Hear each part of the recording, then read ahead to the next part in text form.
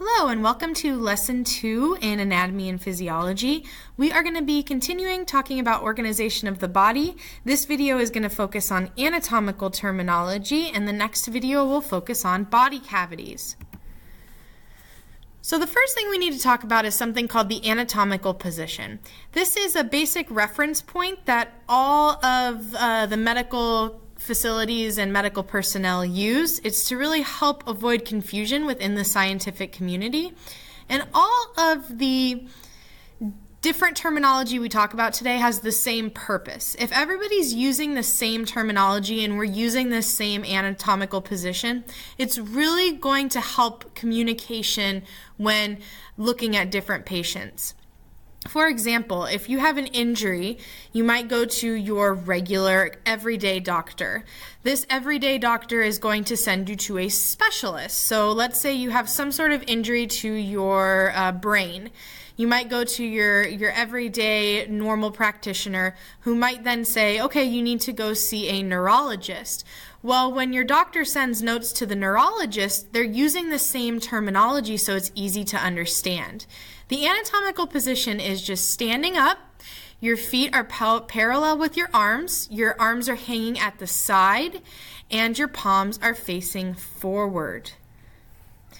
Right now, I would like you to stand up and assume the anatomical position. So please pause the video, stand up, and assume the anatomical position.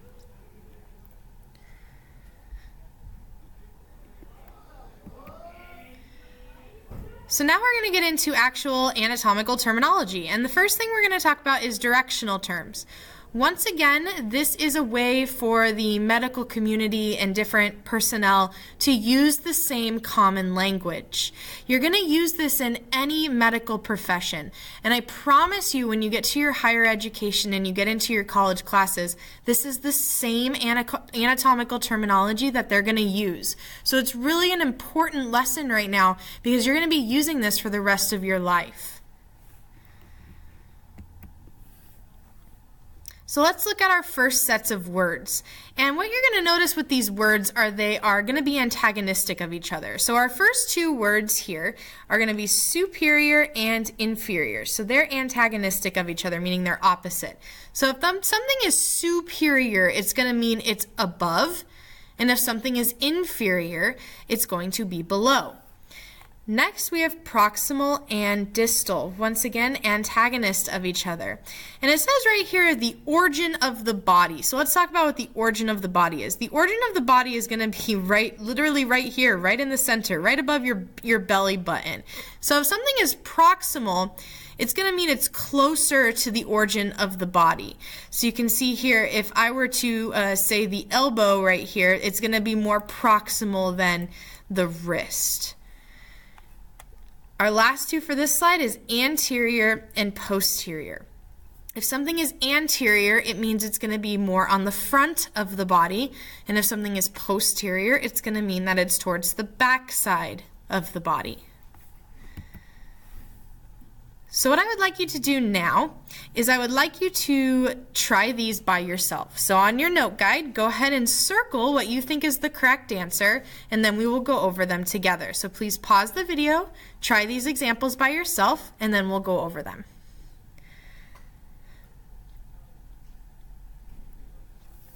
Okay, so number one is using proximal and distal. So when we look at this, it says the toes are blank to the pelvis.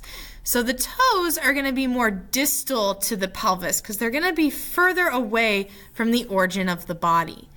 Next, it says the nose is blank to the throat, and it's using superior and inferior. So the nose is going to be superior because it's going to be above the throat. The heel is blank to the toes. We're using anterior and posterior. So we're going to say that the heel is posterior to the toes because it's going to be on the back side of the body. All right, a few more directional terms that we need to talk about. Our next two antagonists are going to be medial and lateral. Medial means it's going to be towards or at the midline of the body, and lateral means it's going to be away from the midline of the body. And what I mean by the midline of the body is this right here, just an imaginary line dividing the body into left and right portions. So if something is medial, it's going to be closer to this imaginary line, and if something is lateral, it's going to be farther away from that imaginary line. And then our last two that we're going to talk about is superficial and deep. So if something is superficial, it means it's towards the surface of the body. And if something is deep, it means that it's going to be more internal.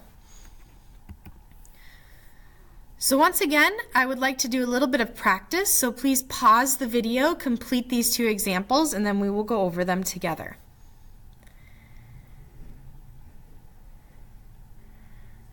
All right, number one, it says the lungs are blank to the rib cage.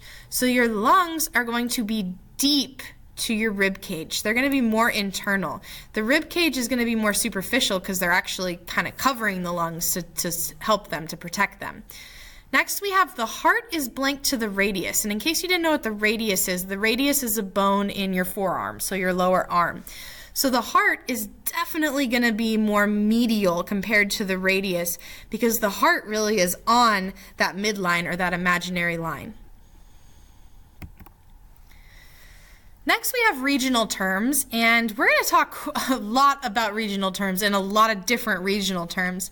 I recommend using some sort of flashcard or flashcard app on these because a lot of this is really just memorization and remembering the right terminology for these body parts. So we're going to divide it into anterior and posterior body landmarks. So the anterior ones are going to be more on the front of the body, and the posterior ones are going to be more towards the back of the body. All right, so our first anterior body landmarks, abdominal is going to be anterior body inferior to the ribs. The acromial up here is actually the point of the shoulder where your acromion is. The antebrachial is going to be your forearm. So here we go, right here. Okay. The antecubital is going to be the front of the elbow. Axillary is your armpit. Brachial is just kind of more of your upper arm up here. And then buccal is going to be your cheek area. Next, we have carpal. Carpal means wrist. An easy way to remember that is carpal tunnel is one of those terrible injuries. People have to go get surgery on their wrist. Cervical is going to be the neck right up here. Coxal is going to be the hip area. Deltoid is the curve of the shoulder. So really the curve right here. We talked about acromial. Acromial is going to be the point of the shoulder. Deltoid is going to be the curve. Digital is your fingers and your toes. Femoral is your thigh area. And then fibular is going to be the lateral part of your leg right here. Frontal is going to be your forehead. Inguinal is going to be your groin area. Mental is going to be your chin. So this is your mental area right here. Nasal is the nose. Oral is your mouth. Orbital is going to be where your eyes are. Patellar is going to be the front of your knee because that's where your patella bone is. And then the pelvic area is going to be the large area lying over the pelvis here. Okay, a few more. Pubic is going to be the genital region. Sternal is going to be your breastbone area, so right up here because that's where your sternum bone is. Tarsal is going to be your ankles. Thoracic is going to be this top chest area. And then umbilical means navel or belly button. This is just a really good picture here. You might want to screenshot it or go back to it and just really take a good look at it. It shows all of those ones that we talked about. The only ones that you will really need to know are the ones that we talked about. All right, moving on to our posterior body landmarks. So calcaneal is going to be the heel of your foot here. Cephalic is going to actually relate to your entire head. But occipital is going to be more down here, the back of the head. So that's the big difference there. Femoral is the back of the thigh, just like it is for the front of the thigh. Gluteal is going to be your buttock region. That's where your glute muscles are. Lumbar is the low back, and then even more below that is going to be the sacral area. Olecranial is going to be the back of the elbow. So perineal is going to be the area between the anus and the external genitalia. Popliteal is the back of the knee. There it is right there. Sacral is going to be below the lumbar region, so this area. Scapular is going to be your shoulder blade. Sural is going to be this calf area. Vertebral is going to be where your vertebral column is, or your spinal column. And then plantar is going to be the bottom of your foot. Okay, and these are just showing you all of those terms we talked about. The perineal wasn't on that one in the last one, so that's a good one. Neither was plantar or calcaneal. So those are just showing you a little bit more detail of these posterior body landmarks. So that's where we're going to stop at for this video. In the next video, we're going to go ahead and talk about body planes, and we're going to talk about body cavities. So if you need to rewatch the video, please do, but just in going through once again, we started with our directional terms and our anatomical position. Then we went ahead and moved on to all of our regional body landmarks. Thanks for watching. Continue on to video 2 to keep filling out your note guide.